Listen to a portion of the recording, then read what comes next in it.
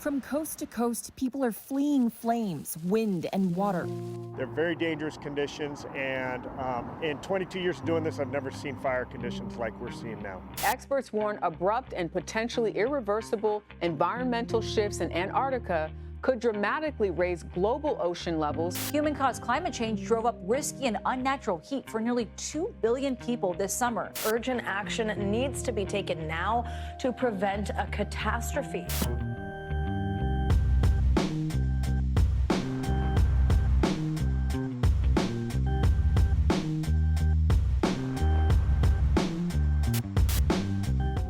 Today's news focuses on seeing our planet decay, another forest fire, hurricane, flood, or heat wave.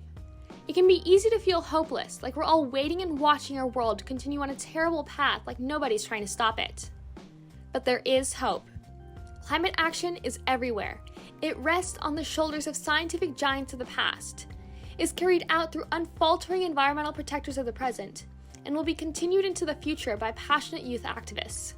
But first, we have to start from the beginning. In 1856, Eunice Newton Foote, an American scientist, inventor, and women's rights campaigner, published her article, Circumstances Affecting the Heat of the Sun's Rays. Not only was it the first physics article in a scientific journal to ever be published by an American woman, but the article also made her the first climate scientist to link carbon dioxide with global warming.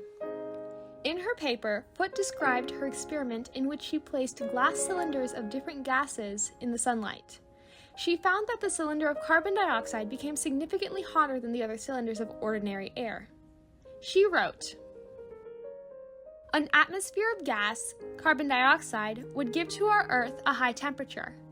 And if, as some suppose, at one period of its history, the air had mixed with it a larger portion than the present, an increased temperature from its own action must have necessarily resulted."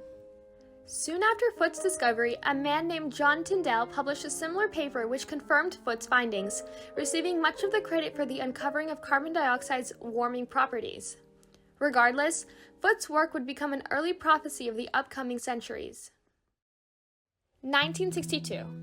It has been over 100 years since Foote's revolutionary article. Scientists such as Svante Arrhenius confirmed that burning coal and fossil fuels released carbon dioxide, and Dr. Roger Revelle had testified to Congress that rising carbon dioxide levels could turn California and Texas into deserts.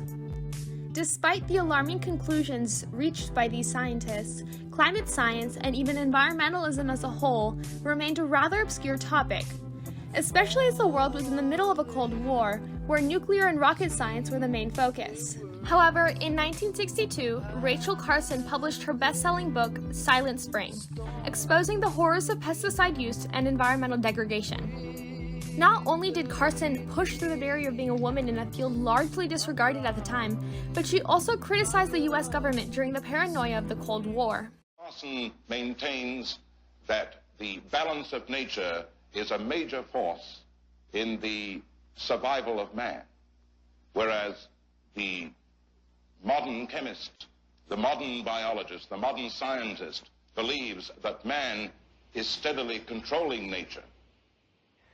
Now, to these people, apparently the balance of nature was something that was repealed as soon as man came on the scene. Well, you might just as well assume that you could repeal the law of gravity. The balance of nature is built of a series of interrelationships between living things and between living things and their environment. Soon, the U.S. entered into the golden age of environmentalism. This materialized through the first U.S. air pollution law, the creation of the National Oceanic and Atmospheric Administration, and Environmental Protection Agency. Then, in 1970, the first International Earth Day was held, where civilians around the world showed their support through environmental awareness protests and events. Organizations such as the Environmental Defense Fund, Natural Resource Defense Council, and Greenpeace were also founded, eventually becoming leading groups to speak out against climate change.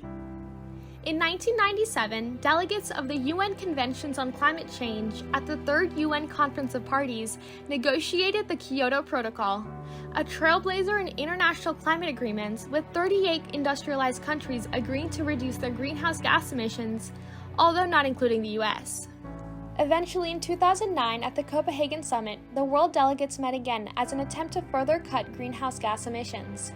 However, it was largely unsuccessful due to countries failing to agree on a practical plan. Despite the failures of global leaders, the public stepped up to the cause. Namely, student divestment campaigns demanding that universities and eventually other organizations stop investing in fossil fuels. And in 2014, the People's Climate March demanded proper climate action from the government, inspiring similar protests around the world. Then, during the 21st Conference of the Parties, a follow-up to the Kyoto Protocol was negotiated: the Paris Agreement. Members of the UN agreed on legally requiring countries to reduce their greenhouse gas emissions by about 43%, in hopes of reducing global average temperature rise to below 2%. This international climate plan is currently recognized by most countries, which again does not include the US. Currently, people around the world are working together to combat the climate crisis. Through different avenues such as the UN, litigation, and grassroots mobilization, we are rising up to the challenge. The UN continues to be the leading intergovernmental authority on climate change efforts, and as such works to spread accurate information.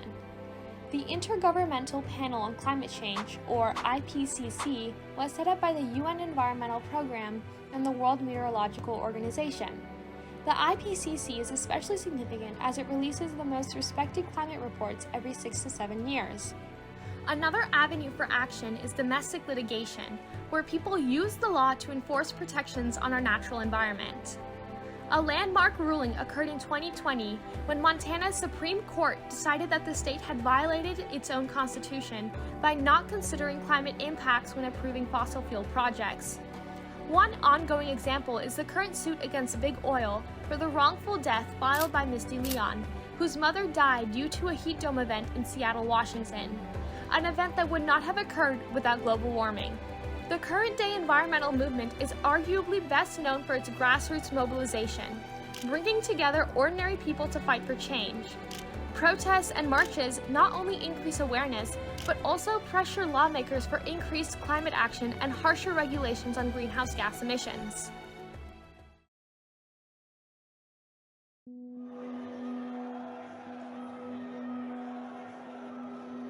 While we have been making progress on climate change, we still have a long way to go for a better future.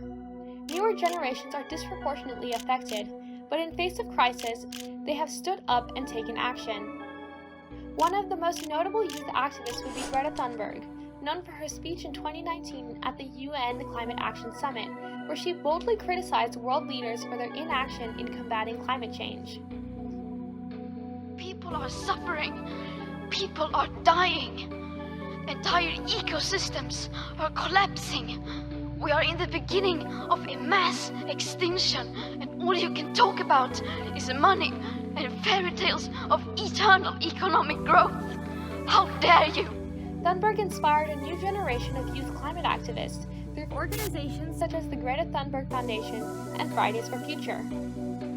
Another example of a prominent youth activist is Shia Bastida, whose efforts include nonprofits such as the Re-Earth Initiative. The Re-Earth Initiative is a youth climate justice group that works to provide grants to fund individuals and organizations leading local projects around the world, focusing on the preservation and restoration of ecosystems. The Sunrise Movement is a youth group in the U.S. that advocates for the Green New Deal, with a Houston branch that runs events like climate book clubs and advocates for increased public transportation. My name is Shari Conte. I'm the public transit lead. Our main focus when we first started the public transit working group was advocating for the BRT line in Gulfton. We focused a lot of our advocacy in Gulfton to make sure that that line stayed up. So we had community outreach events. We collected statements from transit riders in Gulfton, and then we amplified those messages by going Gulfton super neighborhood meetings, and we also spoke at city council and stuff. Young people have also been rallying up a new kind of action: social media activism. As new generations shift away from watching news on their TV, they instead turn to social media. Platforms like Instagram, TikTok, or Twitter allow climate activist creators to reach new audiences with hashtags like climate change or climate having over 10 million posts on Instagram alone.